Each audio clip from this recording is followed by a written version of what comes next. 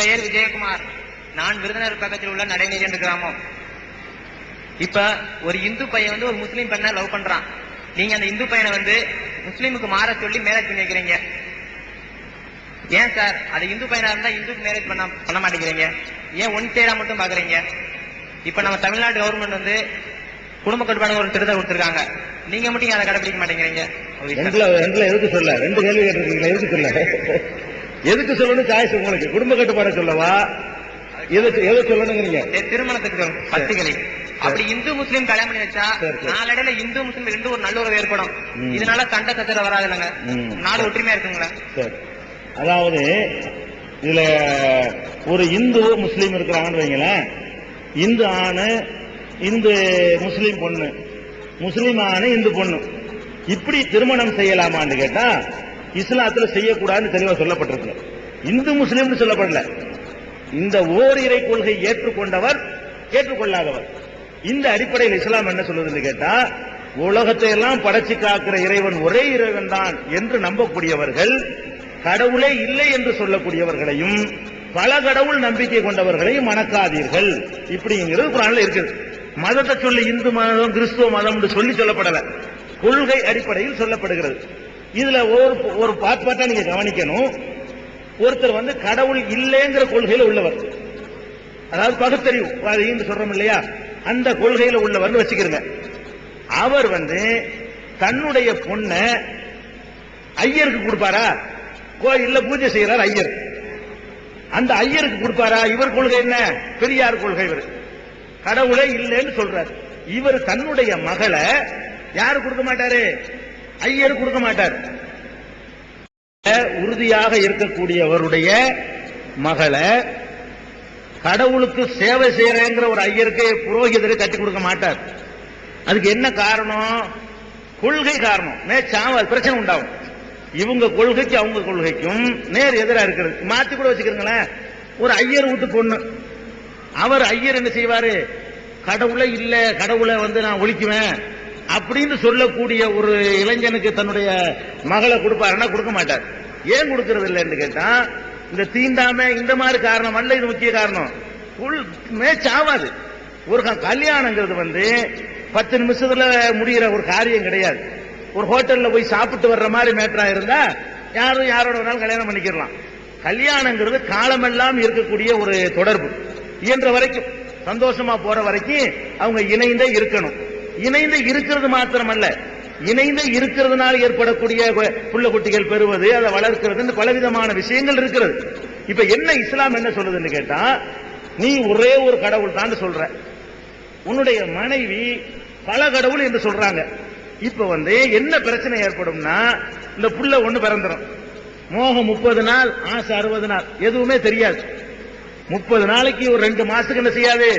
ஆம்புல சொல்ற எல்லாமே இவளுக்கு நல்லதா தெரியும். இவன் என்ன செஞ்சாலும் உப்பு அள்ளி போட்டு சோறு சமைச்சாலும் டேஸ்டா இருக்குன்னு இவன் சொல்லுவான். இந்த 6 மாசத்துக்கு 2 பேருக்கு நிதானம் இருக்காது. அது ஒரு டைப்பா இருப்பாங்க. இந்த 6 மாசத்துக்கு, இந்த 6 மாசம் 2 மாதம் கழிந்த பிறகு நீங்க பாத்தீங்கன்னு சொன்னா யதார்த்தம் புரிய ஆரம்பிக்கும். அப்ப என்ன வரும்னு கேட்டா, ஒரு குழந்தைய பத்தாச்சு. இவன் சொல்லுவான், நான் ஏன் முறைப்படி வளர்க்குவேன். அவன் சொல்லுவா, இல்ல இல்ல ஏன் முறைப்படி தான் வளர்க்குவேன். 2 பேரும் வெவ்வேறு கொள்கையில உள்ளவங்களா இருக்கிறாங்க. அப்ப அங்க என்ன வரும்? நீங்க சந்தோஷத்துக்காக திருமணம் பண்றீங்களா, சண்டை பிடிச்சுக்கிட்டு வெட்டிக்கிட்டு சாப்பிடுறது பண்றீங்களா? கொள்கையே இல்லாதவர்களா இருந்தா யாரும் யாரோடையும் கல்யாணம் பண்ணிக்கலாம். ஒரு கொள்கையை சொல்றாங்கும் போது அந்த கொள்கையில உறுதியா இருக்கக்கூடியவர்கள் மற்ற கொள்கையில உள்ளவோட கல்யாணம் பண்ணாங்கன்னு சொன்னா பிரச்சனைகள் உருவாகும். பிரச்சனை உருவானவுன்னா அது கலவரங்களாக கூட ஆயிரும்.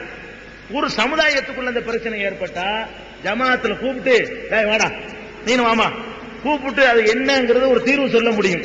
வேற சமுதாயத்துக்கு ஒண்ணு ஒரு முஸ்லீம்காரன் கல்யாணம் பண்ணிவிட்டு 6 மாசத்துக்கு ஒரு பிரச்சனையாகி விவகாரம் வருதுன்னு வைங்க. அப்ப அது சமுதாய கலவரமா ஜாதி கலவரமா மாற்றப்படுவதற்கு கூட அது யூஸ் ஆகும். இதையெல்லாம் கவனத்தில் கொண்டு இஸ்லாம் என்ன சொல்லுதுன்னு கேட்டா, பிறப்புல இல்ல இஸ்லாம். நான் ஏற்கனவே சொல்லிட்டேன், உனக்கு அதுதான் பிடிச்சிருக்குன்னா நீ அந்த கொள்கைக்கு மாறிட்டு போ. இதுதான் பிடிச்சிருக்குன்னா இந்த கொள்கை நீ மாறிவா. ஒரு முஸ்லீம் என்ன பண்றான்னு கேட்டா, எனக்கு மார்க்கத்தை எல்லாம் விட இந்த பொண்ணு தான் எனக்கு முக்கியங்கிறியா, நீ போயிரு. ஒரே கொள்கையா போயிருங்க, 2 பேரும் சண்டை வராதுல. அந்த கொள்கை தான் சரின்னு நீ போயிடலாம். அல்லது இந்த கொள்கை தான் சரி அவங்க வந்துட்டு. கொள்கையில பெரிய ஒரு அடிப்படை விஷயத்துல வேறுபாடு இருந்தால் அவங்களுக்குள்ள இல்லற வாழ்க்கை இனிக்காது. கண்டிப்பா அந்த 2 மாசம் 3 மாசத்துக்கு இனிக்குமே தவிர அதுக்கப்புறம் அது நரக வேதனையா தான் முடியும். அதுதான் இஸ்லாம் என்ன சொல்லுதுன்னு கேட்டா 2 பேருக்குமே இதை சொல்லுது. ஆணுக்கும் சொல்லுது, பெண்ணுக்கும் சொல்லுது. உனக்கு இஸ்லாம் இந்த நெறியை விட எனக்கு இந்த ஆம்பளை தான் வேணும்னு நினைக்கிறியா? ஒண்ணு நீங்க 2 பேரும் ஒரு கொள்கைக்கு வாங்க. ஒண்ணு அந்த கொள்கை சரின்னு அப்படியே போயிடும். ஏன் போனேன்னு போய் யாரும் போய் கேட்க மாட்டாங்க. அல்ல இந்த கொள்கை சரின்னு இப்படியே வந்துரு. அப்போ யாரும் கேட்க முடியாது. அப்ப அவங்க இணைந்து ஒரே மாதிரி வாரிசு பிரச்சனை வரும். மண்டையை போட்டுருவான். இவன் சொத்துல பொண்டாட்டிக்கு எப்படி பங்கு வைக்கிறது? இஸ்லாமிய முறையில பங்கு வைக்கிறதா, வேற எந்த லாவுல பங்கு வை, பல விஷயங்கள் அதுல இருக்கிறது. அதனால இது நல்லிணக்கத்தை விட இதுல பிரச்சனைகள் தான் உருவாகும். இன்னும் சொல்வதாக இருந்தால் ஒரு சமுதாயம் விட்டு ஒரு சமுதாயத்துல, நான் ஜாதியை கூட நான் சொல்வேன், திருமணம் செய்யக்கூடிய நேரத்தில் பெண்ணுக்கு பாதிப்பு ஏற்பட்டால் கண்டிப்பா நியாயம் பெற முடியவில்லை. நடைமுறையில பார்க்கிறோம். ஒரே சமூக அமைப்பா இருந்தா கட்டி வச்சு உரிப்பான், தோலை உரிச்சிருவான் 2 பேரையும். ஆணும் பெண்ணு ஒரு செட்டப்ல இருந்தாங்கன்னு சொன்னா கேட்டு தருவதற்கு ஒரு சமூக அமைப்பு இருக்கும். இவர் ஒரு ஜாதி அது ஒரு ஜாதின்னு இருக்கும் பொழுது சேர்ந்து வாழ்ற வரைக்கும் பிரச்சனை இல்ல. இந்த பெண்ணை ஏதாவது கை விட்டுட்டு ஓடிட்டான்னு வைங்க, இவன் சந்தோஷப்படுவான். நல்ல வேலை செஞ்ச, சரியான வேலை செஞ்சேமா. இப்படி எல்லாம் நடக்கிறத நம்ம பார்க்கணும். அதனால கொள்கையில ஒத்து இருக்கணும். புள்ள வளர்க்கிறது, பிள்ளைக்கு பேர் வைக்கிறது, பிள்ளைக்கு சுண்ணத்து பண்ணணும் இருக்குது எங்க மார்க்கத்துல. இவன் பண்ணணுமா அவன் பண்ண வேண்டாம்பா. கல்யாணம் பண்ணிட்டா சும்மா சோறு திங்கிற விஷயம் மட்டும் இல்லை இல்லைங்க. அவங்க 2 பேரும் இணைந்து எவ்வளவு காரியங்கள்ல செய்ய வேண்டி இருக்கிறது. அதுகளெல்லாம் பாதிச்சிடக்கூடாது என்பதற்கு தான், நாளைக்கு ஒரு நல்லிணக்கம் கெட்டு போயிடக்கூடாதுங்கிறதுக்கு தான் ஏதோ ஒரு கொள்கைக்கு 2 பேர் வந்துங்க. உனக்கு இஸ்லாம் தெரியுண்டா 2 பேரும் இஸ்லாத்துக்கு வா. இஸ்லாம் உனக்கு பிடிக்கலையா 2 பேரும் அங்கிட்டு போயிரு. அதை போய் யாருமே தடுக்க மாட்டாங்களே. இதுதான் இஸ்லாம் சொல்லக்கூடிய